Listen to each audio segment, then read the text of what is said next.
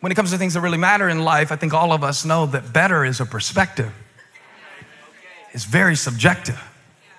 You know why you think some people's lives are better than yours? Because you see the part that they show you.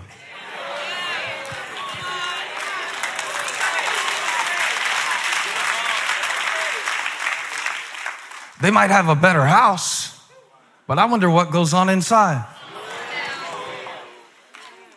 And see, you don't know which one's better. Oh, if you live long enough, you will find out that some of the people you spent so much of your time envying were secretly miserable. Better is a perspective.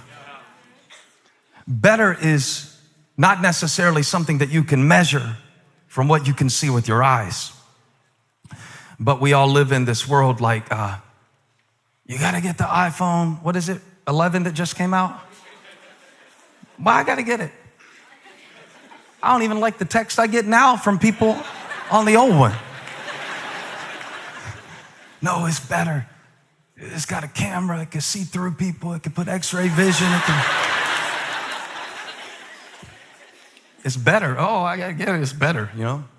It's interesting because the writer of Hebrews, he goes all the way back to get the people to move forward. He goes all the way back to get the people to move forward. He knows the only way that they're going to move forward in their faith is if they go backwards. Go backwards. Better? I thought I'd be better by now. You are. Look where you started. You remember when you weren't even going to church? Look at you now. You got a pen. You're gonna steal it, but at least you stole it from a church. That's better. Touch somebody, say, I'm doing better. I'm doing better. If you could see my bloodline, I'm doing better. If you could see the thoughts that I didn't act on, if you could see the temptations that I did resist, I promise you, I'm doing better. See, it's subjective and it's relative. Better compared to what? Every time I preach, I know because I am number one, that the sermon could be better. Of course. I'm speaking on behalf of God. The gap between what he knows and what I say will always be a pretty big one. So I understand that it could always be better. And that torments me sometimes. Truly it does. Because a lot of times, I get used to doing things a certain way. Remember, these people that the author is writing to so eloquently are not unfamiliar with religion. They came from a religious system, not out of a meth lab. They're not being tempted to go back to the world. They're being tempted to go back to an old religious system and to drift away, or he says, fall away from grace. He makes an argument that you should be further along by now. He says it in chapter 5, that you should be teachers by now, but you're still dealing with the basics. And then he says that if you fall away from grace, that it's impossible to come back. And when I read that, I got depressed until I realized what he was really saying is that if you ever really get grace, you can't really fall away. And what he's teaching them, Jerry, is kind of like on tennis. He has to teach them to switch their grip. When I first came to get him to teach me, the first thing he said to me was, because I had developed my own unique style of playing tennis. I wasn't good at it or anything, but I had this certain way of getting the ball over the net that worked for me. And as long as the person on the other side of the net was less athletic than me, my way worked just fine. Or even if they were more athletic than me, I would only pick people to play against who I knew had never played. It was good for my ego and my self-esteem, but bad for my tennis skills. And when I first came out to Robert Stevens, if you want to look him up on Google, get him for a tennis teacher, he's pretty good. But when I first went out there, this made me mad because he said, let me see what I'm working with. Show me your serve. So I did what I do. You know, I had this little thing. I put my pointer finger on the racket like that. It's my grip, okay? It puts the ball over the net. 6 miles an hour, maybe, but it gets over the net into the box. It works. And when he saw my grip, he said, okay, now you need to hold it like this. And he switched my grip. But let me tell you what happened when he switched my grip. When he switched my grip, the ball no longer went over the net. Instead, it went over the fence. When he switched my grip, my percentage shots that went in the box went way down. And I looked at him like, I'm paying you for this crap? You switched my grip, but you didn't fix my serve. But I didn't understand at the time that sometimes in order to get to better, you have to go backwards. Y'all help me preach if you have spiritual ears. Sometimes in order to get to better, you have to go through bad. And I'm preaching this for somebody today who has been feeling like things have been going backwards for you. The thing about it is, when God shows you a new grip called grace, for a little while in your life is harder for you because you're used to controlling things and manipulate things. And when you get something new, have you ever noticed if you get something new, even if it's better, at first it gets on your nerves because you don't know how to use it? And the temptation for us is, watch this, God will do a new thing in our life, and he'll be teaching us to forgive, and he'll be teaching us to get over offenses, and he'll be teaching us to trust him, and he'll be teaching us to find different ways to connect to joy, and he'll be teaching us to not be so fake, and he'll be teaching us not to live by our feelings.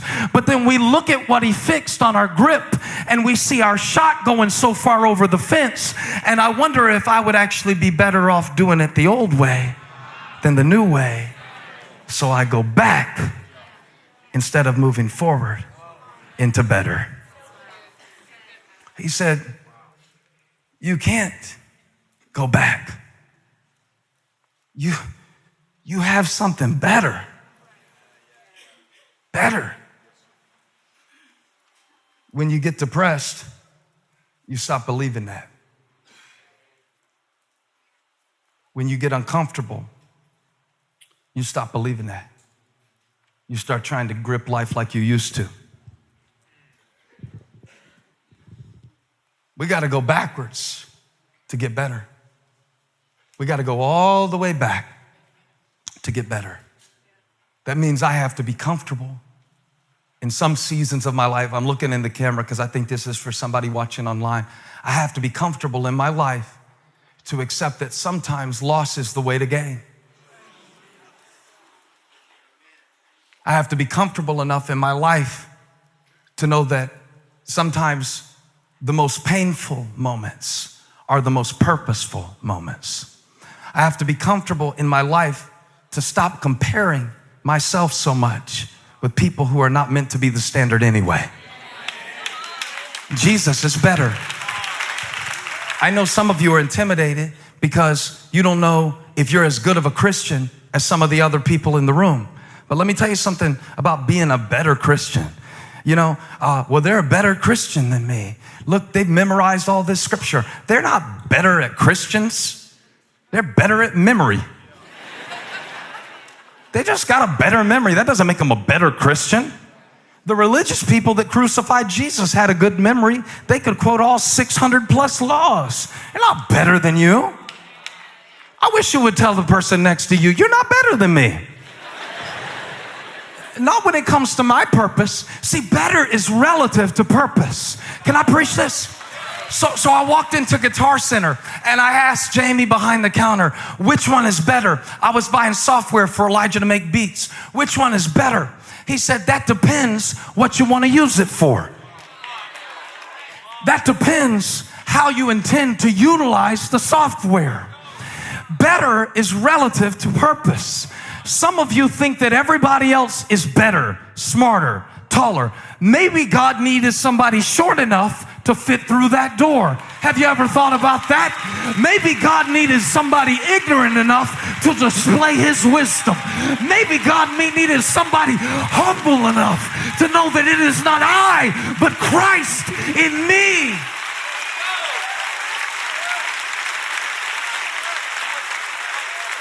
And besides, If Jesus Christ walks in this room, none of us are going to have any fashion show to put on. None of us are going to roll out our righteous deeds. We all have sinned and fallen short of the glory of God. And grace is a way of life because you need him like I need him. And his blood that was enough for you was enough for me. If it cleansed Billy Graham, it can hit me too.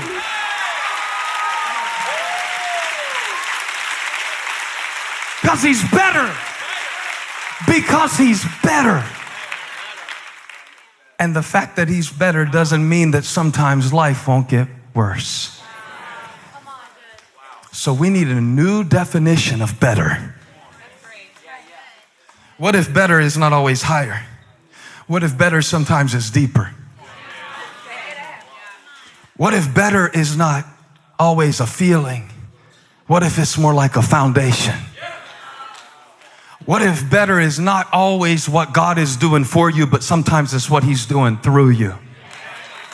They couldn't recognize Jesus when he came in the form of a baby because they were waiting for something better. They couldn't recognize Jesus when he was led away silently and didn't say a word before his accusers, because if he's really the Son of God, he should say something and come down. They expected better.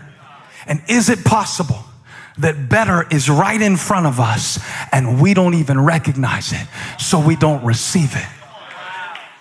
You know what? Some of us are so used to bad that we reject better when it comes. Sometimes backwards feels better, feels familiar. Sometimes we'll go back to bad relationships because they feel better. Oh, I'm preaching now. It got quiet. When backwards, I called the sermon when better feels backwards, but what about when backwards feels better? I think I'll just go back to this. I think I'll just go back to that. I think I'll just quit trying at this. I think I'll use my old grip. I'm tired of waiting on. That's what happened to Abraham, by the way. God told him he was going to do it a certain way, but he thought he knew better. So instead of waiting, he went in and slept with the servant of his wife, Sarai. Her name became Sarah. But Abraham went in and made a baby with her because God had a promise and a timetable for the promise. But Abraham, I know you never did this before, but he thought he knew better than God. And the Bible even uses this illustration of Abraham in Hebrews 6. He reaches backward to show them how much better it is to wait for the promise of God. He reaches all the way back to Abraham. That was like the progenitor or the father of the faith of the whole nation. This is what they came from. And now as they're tempted to go back away from what they're walking into, as their lives get worse, as their situation seems to decrease and diminish, he reaches back to Abraham and he talks about how he patiently waited for the promise of God, but that's not the whole story. See, before Abraham patiently waited for Isaac, the child of promise, to be born through Sarah, he got the word from God, and then he went and did something that he thought was better because he got tired of waiting. He had the right word, but the wrong womb.